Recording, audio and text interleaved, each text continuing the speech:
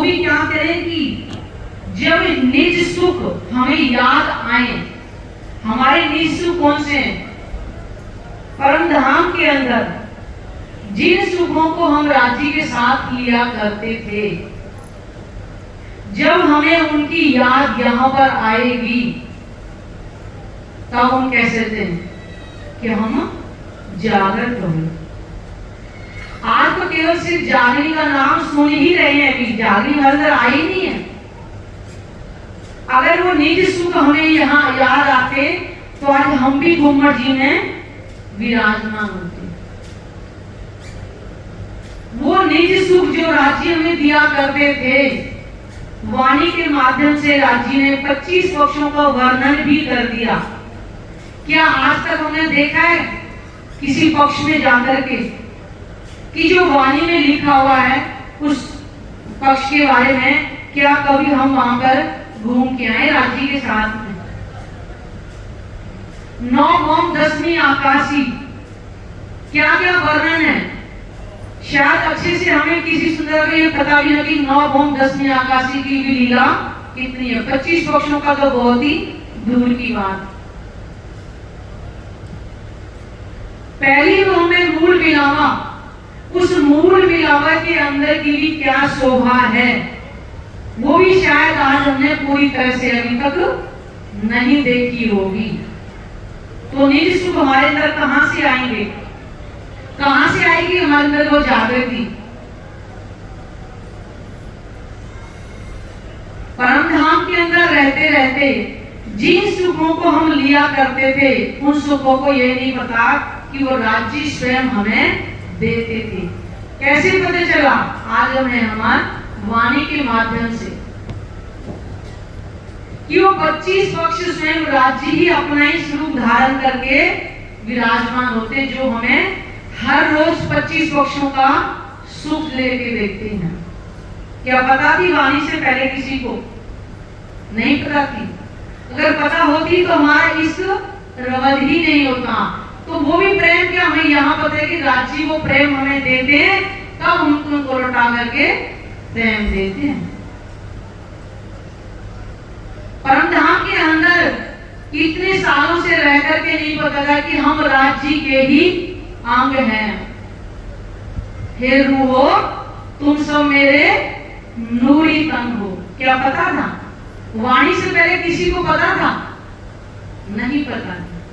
और वाणी के अंदर ही सब कुछ राज्य ने लिखा हुआ है, लेकिन वाणी को हम मंथन ही नहीं करते हैं, क्योंकि हमारे पास समय नहीं होता। पूरे ब्रह्मांड के कार्य हम कर सकते हैं, लेकिन राज्य के लिए हमारे पास समय नहीं होता।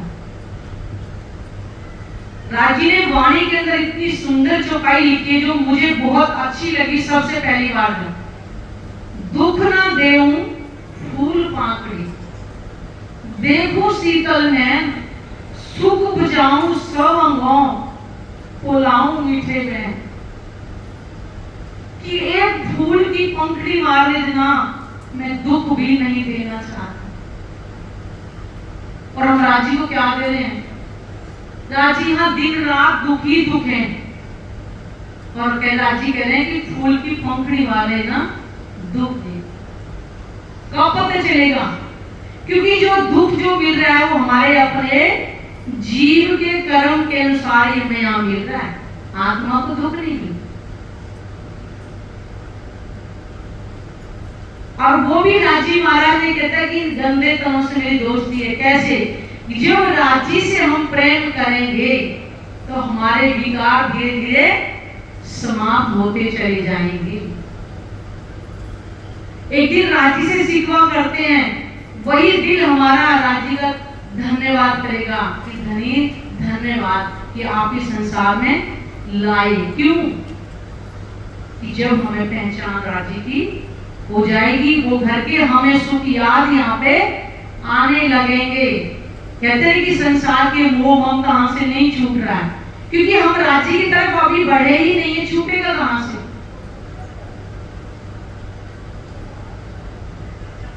राज्य हम यहाँ संसार में सारे बंधनों से मुक्त करने के लिए लेके आए हैं।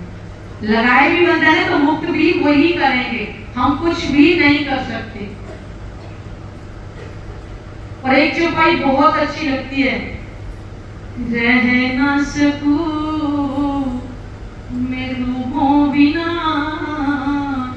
रूहें रह ना सके मुझ बिना, जब याद को आवे मेरी तब सही ना बिछो आखिर। कब? जब याद आवे मेरी, जब हमें राज जी की याद यहाँ आएगी। राज जी तो हमारे बिना रह ही नहीं सकते हैं, वो तो हमारे अंगे संगे हैं, हमें ही महसूस नहीं हो रहा है, क्योंकि उस नजर से अभी हमने राज जी को पहचाना नहीं। सुंदर साथी, वाणी के अंदर एक भी चौपाई ऐसी जो राज जी ने हमें सिखावत देने के लिए नहीं लिखी, लेकिन हम आत्मसात करते ही नहीं, केवल हम क्या करते हैं, पढ़ते हैं। आज मैंने इतनी चौपाइयां पढ़ ली हैं, आज हम पढ़ने पर ही हैं। कभी सोचा कि हमारे घर के अंदर अगर कोई मेहमान आए और 56 भोग बना के हम उनको रख दें, कमरा बंद करके भी आप खा लो, जब आप खा लो तो आप अपने यहाँ चले जाना। वो व्यक्ति चाहे कितना ही गरीब हो, दोबारा कभी हमारे घर नहीं आएगा। वो 56 भोग का भूखा नहीं है, वो प्रेम का भूखा है। तो क्या कभी हमने राजी से दिल से प्रेम किया कि आओ मेरे धनी, में से क्या बात करना चाहते हो?